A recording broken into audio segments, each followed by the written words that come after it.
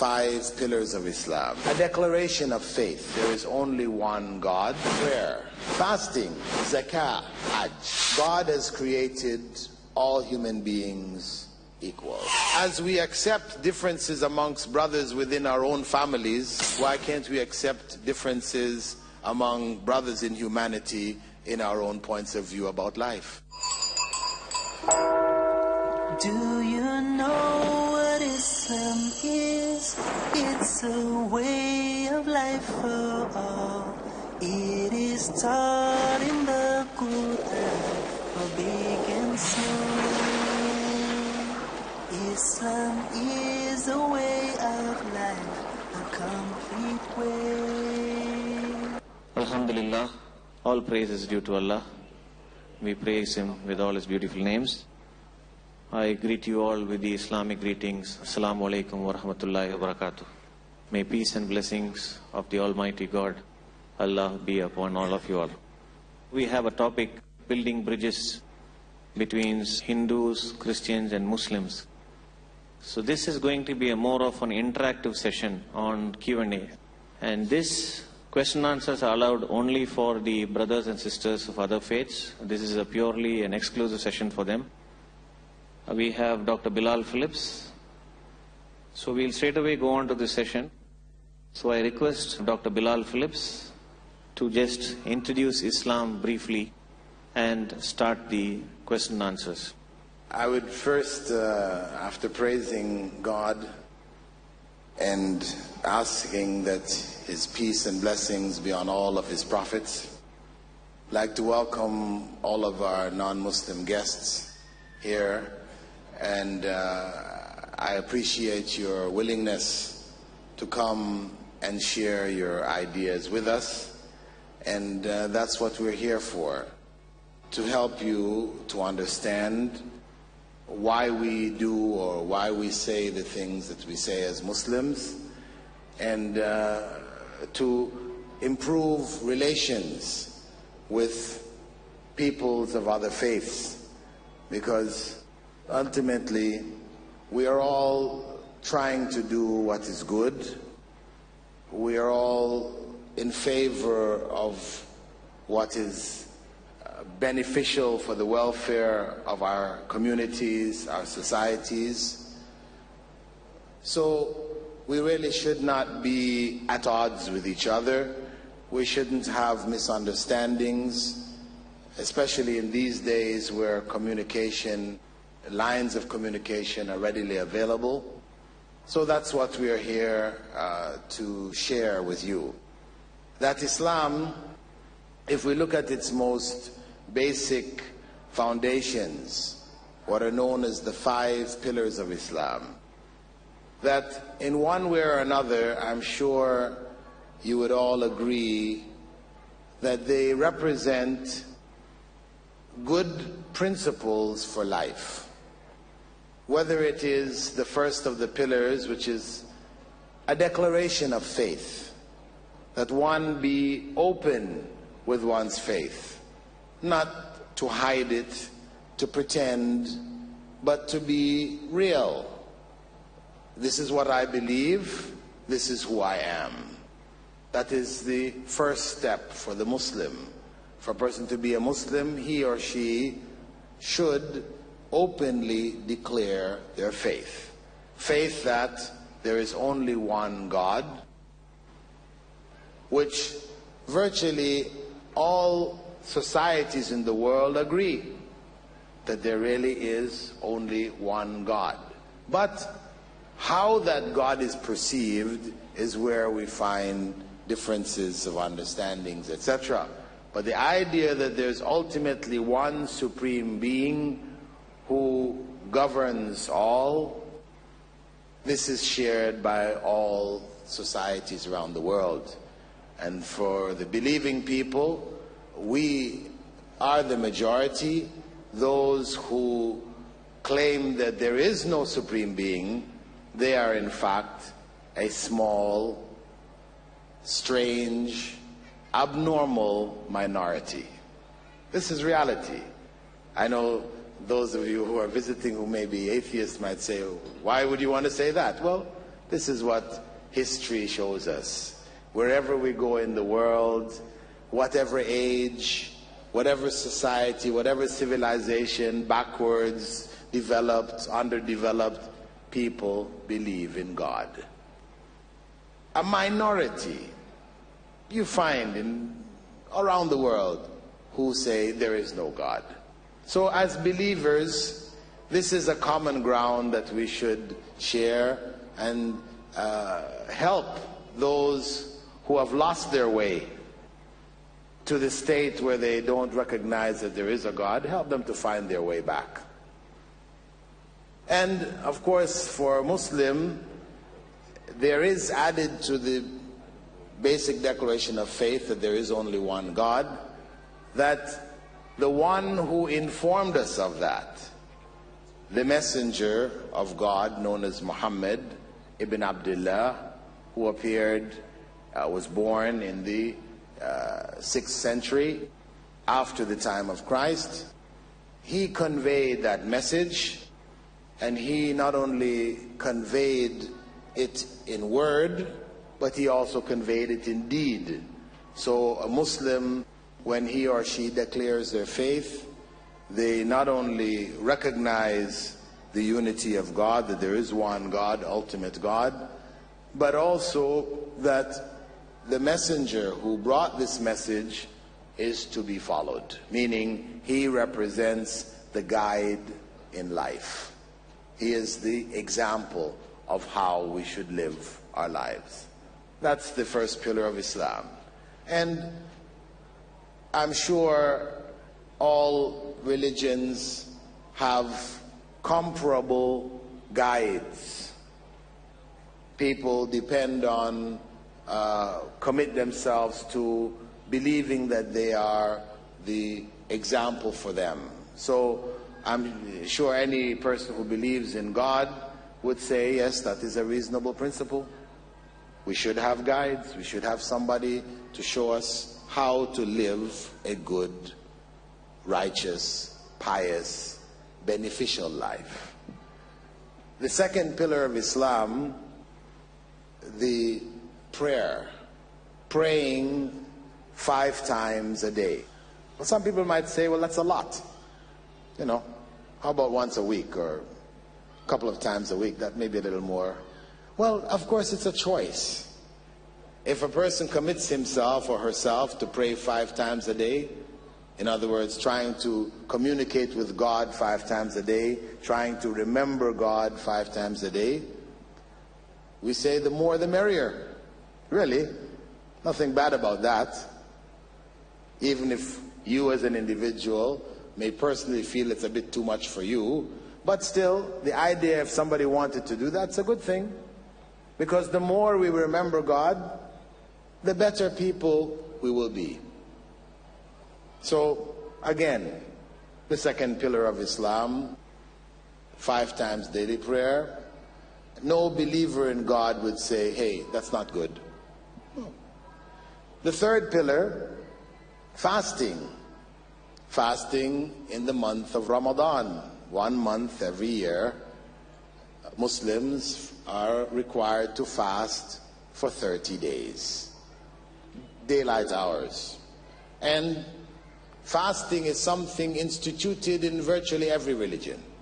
Even if people today don't do it, we go back into the scriptures, you will find the people of the past did. So if we're not doing it and they did it, it means somehow we slipped off the path a bit. We need to get back on the path. Because fasting was prescribed by God because it is good for human beings, whether physically or spiritually. And of course, the spiritual concerns are the greatest. Fasting, which teaches self-restraint, control of one's basic desires, so that throughout the rest of the year, when we're not fasting, the lessons learned in fasting should be applied. And of course, all of what we're talking about here are ideal principles that people should strive for. Now, I know you might say, but I know some Muslims who fast every year and they don't seem to be very restrained. They don't manage to restrain themselves at all. Well, probably because they're not fasting as they were supposed to fast. And because there are principles and rules for fasting. There is the letter of the law. You don't eat or drink or have sexual relations between dawn and sunset. That's the letter. But there's also spirit, where the Prophet said that the person who doesn't give up backbiting, telling lies, cursing, God has no reward for their fast. So a person may go through the physical requirements, but the spiritual requirements they're not taken care of, so naturally the fast doesn't have the required impact on the individual.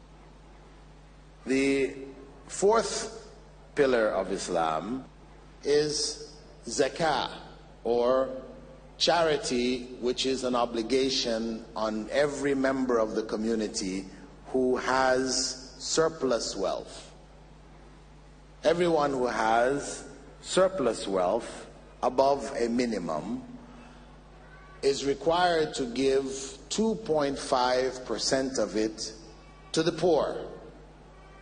Not to the church, the temple, or the mosque, or to the imam or the priest, but to the poor. Recirculating some of our surplus with the needy members of the society and the community. And again, anyone who believes in God, even if you didn't believe in God, you would say, that's a good thing. That's beneficial. It is helpful. And the last of the pillars, the one which might be a little different, that of the pilgrimage, Hajj, the fifth pillar of Islam, where Muslims once every year gather, some 3 million strong. It is a requirement once in a lifetime for those who are able.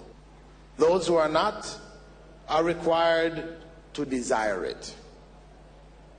And what it represents is a celebration of the diversity of humankind and the greatness of God. Because as a Muslim here, Muslims of India are taught that God has created all human beings equal. Doesn't matter what so-called race they belong to, caste or position in society, etc., they are really all equal and one. But the reality of it isn't experienced until a person goes to Hajj. When a person goes to Hajj, goes to Mecca, he meets there, or she meets there, people from all parts of the world.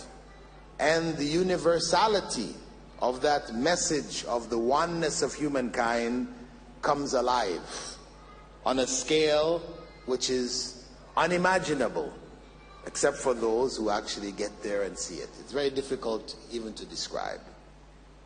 But it's a celebration of that variety and of the fact that there is one God that brought them there, who created them and brought them there. And it is also, many of the rites performed there, rites of worship, are focused on Prophet Abraham and his willingness to sacrifice his own son at the command of God. Muslims accept Prophet Abraham as one of the prophets of God, and we as Muslims are required to believe that God sent prophets everywhere in the world. Over 124,000 prophets. Prophets were sent everywhere. Well, of those that have remained, those that we know of, Prophet Abraham is one who is spoken about quite often in the Quran, and his sacrifice, his willingness to sacrifice his son, is commemorated in the rites of Hajj itself. So the idea of people gathering to celebrate the unity of humankind and the oneness of God and the need for human beings to be prepared to sacrifice themselves for the sake of God, meaning for the sake of what is good and what is right. We should be prepared to sacrifice anything which God has given us, because whatever we have belongs to God. Then again, even though the practice of pilgrimage may not be found in some religions, the concept itself is, again, a universal concept. So the basic pillars of Islam are pillars which are universally recognized, universally accepted, and that is what we have come to share here with you this afternoon. We'd like to share it with you, and any misunderstandings or anything which is not clear of these pillars or our practices, we are here to clarify them for you. And with that, I think now we will turn over the floor to you to share any issues or any points that you'd like clarified. And please do not feel shy. Know that whatever you say, we will take it in the spirit of understanding and attempt to get a clear understanding, a better understanding, and not one that you're trying to attack us or one that you're trying to hurt our feelings. So don't be shy to ask any question. Don't feel that any question is too embarrassing or whatever. This is our welcome to you to share with us anything you have. Thank you very much for being here, and we hope that you will share. Please. My name is Professor Selvarajan from Madras University. I received invitation from you. Thank you, sir. Yeah, he has given a beautiful account of the 5 pillars of the Islam. And because your Islam is in a different language, many people are not aware of it. Now I had a very good perception of what Islam and 5 pillars. Sir, our President Abdul Kalam has been telling that we must have a vision of universal brotherhood and a global family. I think you must have heard of our President Abdul Kalam. But when we go to airport or when we get into flight, we are always suspecting everyone and searching all suitcases, everything. Life is full of tension. When do you think this global family would come up? Thank you. Well, I think that the global family will only come when we are able to understand each other on the most basic levels. If we are unable to understand each other, if there are tensions amongst us between ourselves and our neighbors, our communities from state to state or whatever, we have not established that communication, those open lines of communication on the most basic levels, then we cannot expect it to appear on the higher levels. Perhaps maybe we're thinking from the top down, but we need to think from the bottom up. So we need more and more gatherings of this type, shared by various communities where we can share our beliefs with each other and come to mutual understandings and to work out whatever problems and misunderstandings exist amongst us. Because truly we are one humanity, we are from the same origin, and as we accept differences amongst brothers within our own families, why can't we accept differences among brothers in humanity in our own points of view about life? Dr. Rajan, I am a scientist from the Ministry of Agriculture, and I am also a member from the International Association of Lions Clubs, wherein I have participated in the international conference in Denver, Colorado, USA last year. And I am also the World Constitution World Parliament member that was constituted in Virginia University. And now I have one question. God is one. We represent different religions for worship. We human beings representing from various religions for worship. And why we embrace that is Islam? Kindly enlighten this point. As far as Muslims believe, and now we're talking about sharing belief, right? Muslims believe, yes, that there is only one God, there is only one human race. Even though we've been told there is a variety of races, no, there's just one. And therefore, the need of human beings to worship God, to live in accordance with God's will, that need is fulfilled through God revealing one religion. Because human beings don't have different needs in that sense. We all have the same emotions, the same psychology. Our organization of societies may differ because of technology and things, but basically it's the same. We have a family structure, we have communities, we have states, wherever you go. In history, no matter how far back you go in time, it is the same situation. Human beings have not changed. So we believe that when God created the first two human beings, Adam and Eve, He taught them, He informed them of how He wanted them to live. That we call religion. How He wanted them to live, because He gave them guidelines in terms of how they should relate between themselves, interpersonal relationships, how they should relate to the world around them, which God has provided for them, and how they should relate to God. That religion is not restricted to just how you relate to God, but how you also relate to each other. How do you deal with the environment around you? So religion, the religion of God, was taught to Adam and Eve, the first two human beings. First two human beings who Allah or God created, they were taught the religion of God. As time passed, people multiplied, people strayed away from that original religion, made changes, corrupted, added, and God sent messengers, prophets, to bring people back to that original religion. And as people spread to different parts of the world, of course the prophets were sent to the different parts of the world, always calling them back to that original religion. Islam holds, as Muslims claim, that that original religion was Islam. That Islam itself means submission to the will of the Creator, sustainer of this world, the one God, who in Arabic his name is Allah. That one God who is not material of the creation, but the Creator himself.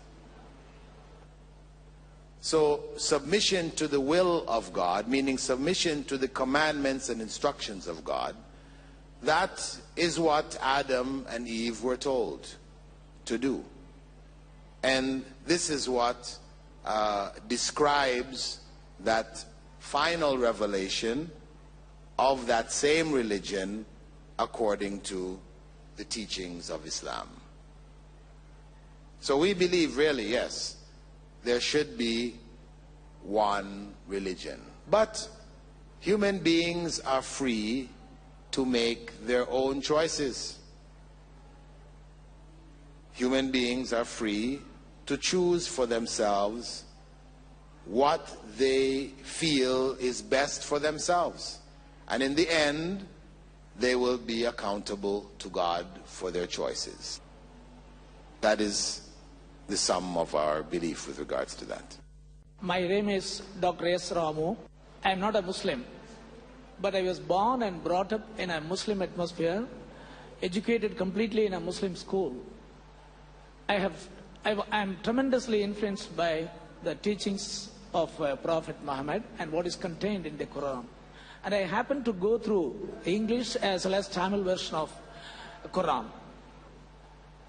For a long time, I have been raising a simple doubt which I want to present here. Take for example, Christianity is being preached and followed almost all over the world, because I think it is being propagated in the language of the folk, in the language of the people, where it is being propagated. For example, in Tamil Nadu, in most of the Christian propagations are made in Tamil.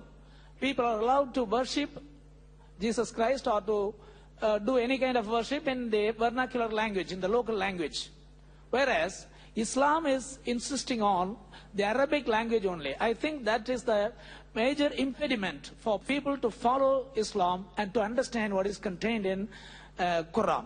Therefore, is there any solution for this, that prayer or worship can be allowed in the local languages? Quran can be translated in almost all languages and made cheaper, available to the people, so that even the common man can understand Islam and follow. And this question I place before you, and I seek some answer. Is there any positive solution for this? Because language can easily attract people. A Tamil language through which you can spread Islam, the good teachings of Islam. Nowadays, Islam is being the most misinterpreted religion. It is being deliberately done by some section of the society, which is not acceptable. I don't accept such a miscreant propaganda. Therefore, I request, is there any solution for this problem? And will you allow local languages to be followed in your worship? Thank you very much. Arabic also allows Muslims to worship together wherever they are. If I went to Peking and people called the adhan, the call to prayer, in Chinese, then I wouldn't know, because the mosques in China don't look like the mosques in India. There's not a special shape that a mosque has to take. It's just a place of worship. It could be a room, a single room. So the adhan, or the call to prayer, is done in Arabic, so that if I happen to be in Peking, I would know that there is a mosque here, and I would enter that mosque. And if the imam, the one who leads the prayer, led the prayer in Chinese, I wouldn't know what is going on either. But since prayer is done in Arabic, I can join in his prayer. So the Arabic becomes a unifying force for Muslims throughout the world.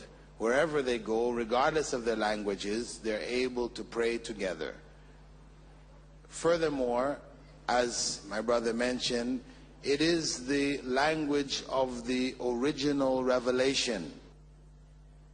And Muslims are all enjoined and encouraged to learn some Arabic, to stay in contact with the words of God, of Allah, as they were revealed. As he said, translation gives you an idea of the meaning, but the words of God themselves have their own beauty, have their own impact. So the translation of the meanings of the Quran has been done in most of the major religions of the world. We have the Quran's meanings translated into Tamil. This is an example of the Tamil translation of the meanings of the Quran, as well as many other languages. So we appreciate your suggestion, and I hope you've understood the reasoning. Next question, please. I'm Nirmal Raj. I was told by my Muslim friends that God created us to worship Him. And those people who are worshipping Him, they'll go to heaven, and those who are not worshipping Him, they'll be passed into the hell. And my doubt is that our whole purpose of life is only to worship God? Or do our life have some other purpose? And if so, what is the actual purpose of our life?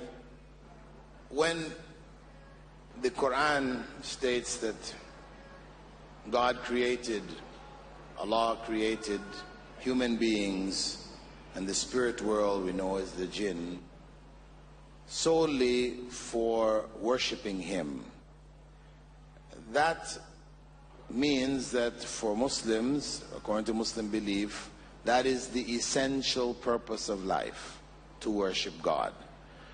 But we have to ask ourselves, what do we mean by worship?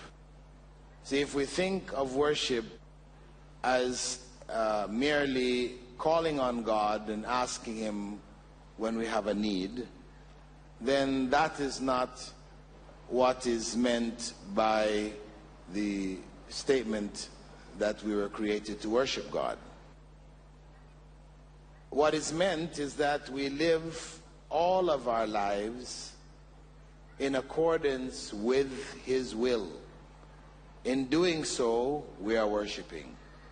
So worship includes all aspects of life, from the time you get up in the morning, how you function, how you clean yourself, how you deal with your family, how you deal at work, in all aspects of your life, till you go to bed at night, when you go back to sleep. All of that becomes worship if you do it in accordance with what God has prescribed for you. So that way of life which God has prescribed, which transforms all of your acts into worship, that way of life brings out from the human being the best, makes him or her the best that he or she can be. So that's the idea, that is the goal behind it. So this life being, this world being a transition world, we believe that there is a greater life to come, the everlasting life. This life is a limited life. We're born at a certain point, we die at a certain point. So this is a transitional world. The state of our world to come depends on this life. Depends on us living this life in the way which God wanted us to live the life. If we do so, we earn the better life in the life to come. If we don't, then we lose that. So worship enables us to achieve the goal of this life, or the purpose of the life that we're living. Is that clear? You have a follow-up on it? Go ahead. I am satisfied with your answer. But one doubt is, what does He expect out of us? Why should He create such a test to us? The issue of what does He expect of us, that is the religion, that is the way of life which He has prescribed for us. That's what He expects of us, to live to our utmost potential in good and in goodness and in righteousness. That is what is expected of us.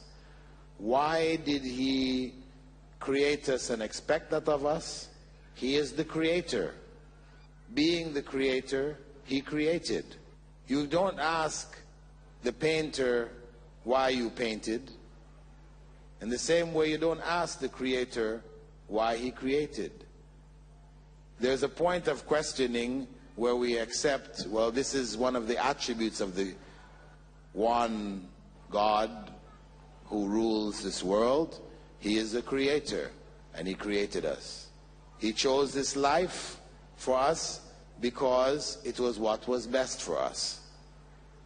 Those who follow His instructions and do what is required, then this life becomes, in fact, best for us. Those who follow a life of their own choice, enjoy here, disregard the instructions of God, then this life will be a source of torment for us in the next. My name is Ambalavana. Throughout my life, my observation of all the religions, this is my perception. I am not casting any aspirations. The meaning of forgiveness and forgiveness and tolerance, is it wanting in this religion? Because the way in which you have put the invitation, the aftermath of the September 11th incident, the Islam's tolerance and Islam's forgiveness principle, you need much more explanation or much more level of tolerance. Because I find that Islam, it's only my perception, it's not my view, doesn't have that much of tolerance and forgiveness as other religions. Please.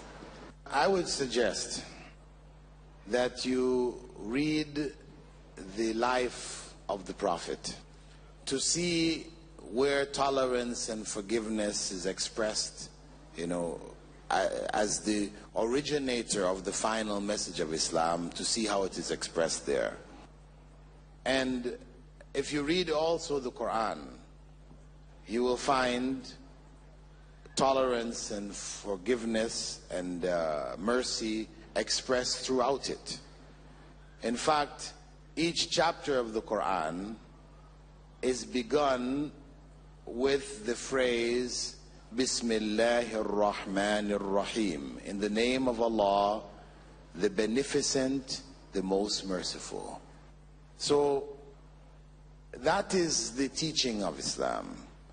If you find some Muslims intolerant, and I won't deny that they may not have been, and they're not around today too, that is their individual practices or ignorance or whatever, emotionality or whatever.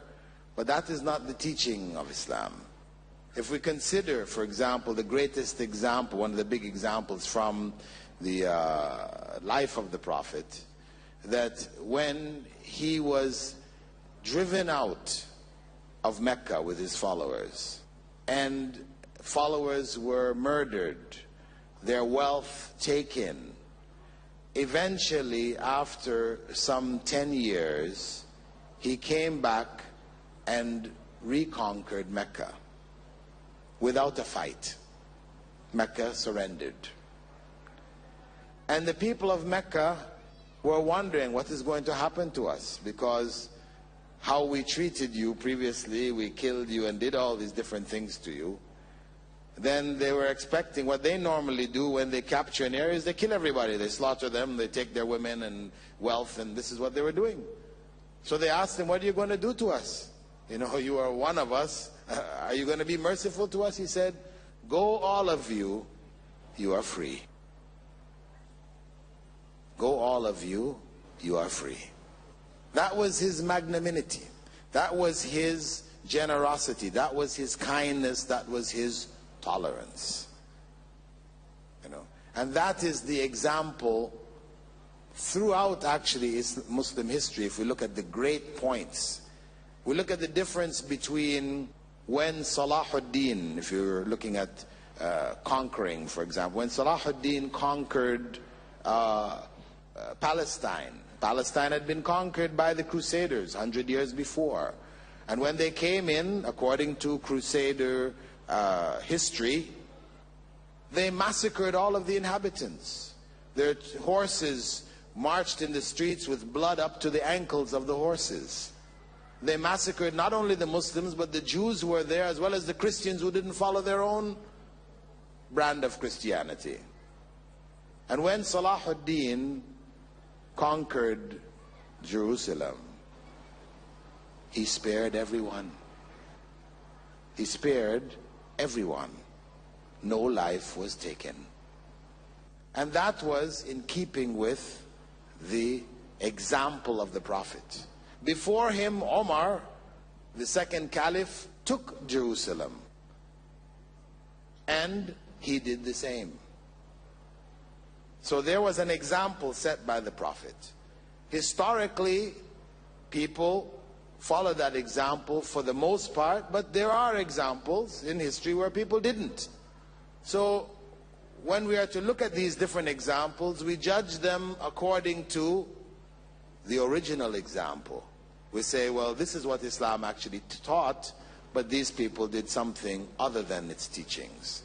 So Islam really is a religion full of tolerance, full of forgiveness. But sometimes we find that Muslims aren't. My name is Ramnathan, a former employee of the United Nations. I would like to know the meaning of the term hadith. A hadith meaning conversation, literally in English translation, or something new. From the context, the technical term in Arabic, it refers to the sayings, actions, approvals of the Prophet. Represents, the Quran represents direct revelation. Yes, it came on the tongue of the Prophet, but it's direct words of God recorded and memorized. Then the implementation of the Quran says pray, but doesn't tell you how many times to pray, when to pray, how to pray. It just says pray. The hadith now clarifies the details. So the Prophet's life, may God's peace and blessing be upon him, is contained within the hadith as the example. Is there any sisters of other faiths there? As per God's word, Islam believes in God's birth, Jesus Christ's birth and his second coming.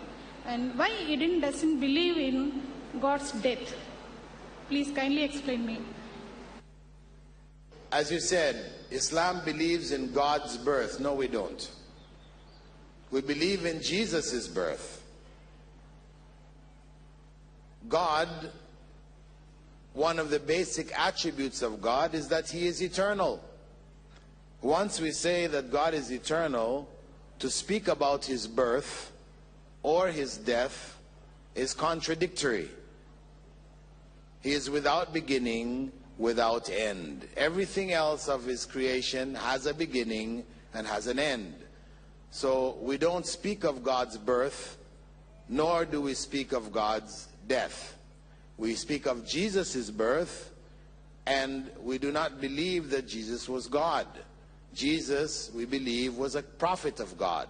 We do believe he was born of a virgin, that Mary was not married. In Islamic tradition, in the Quran, you will not find any mention of marriage there at all. So we do believe in the virgin birth. But the virgin birth was still, by the will of God, an act of creation of God, not proof that Jesus was God, because we believe Eve was born without a mother. So if Jesus was God because he was born without a father, then what do we say of Eve? Furthermore, Adam was born or came into being without father and mother. So what do we say of Adam? So we look at Jesus' birth, though miraculous, as being a part of the four modes of creation. God may create us without a father and mother, or with father and mother, or without a father, or without a mother. These are the four possibilities. Yes. One of the most confusing words which we have in Islam is jihad. I would like to know the real meaning and the purpose of jihad. Jihad, Arabic word, means to struggle, to strive, to do something good, to overcome something evil. The Prophet said, may God's peace and blessings be upon him, the best jihad is a perfect hajj, perfect pilgrimage. Because in going to make pilgrimage, you have to control yourself. People will step on your toes, people will, maybe you'll lose some of your provisions. You know, you will find difficulty. And people crushed together, 3 million people in one location. You can imagine there will be people's tempers, all these things will be there. And you will be driven to want to argue or to shout or to get upset. But you're told to be calm, to be patient. The perfect hajj, which one is able to get through those 8 days without flying off the handle, you know, arguing with people next to you, shouting at somebody else, but patiently bearing whatever difficulties you find. So the Prophet said this was the best jihad. Hajj was the best jihad. So this is telling us that the term jihad, though today it is associated with picking up a gun and trying to kill somebody, this is not the original meaning of the term.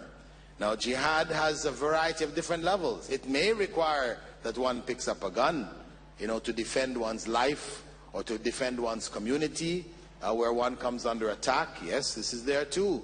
But it starts at the most basic level in the heart.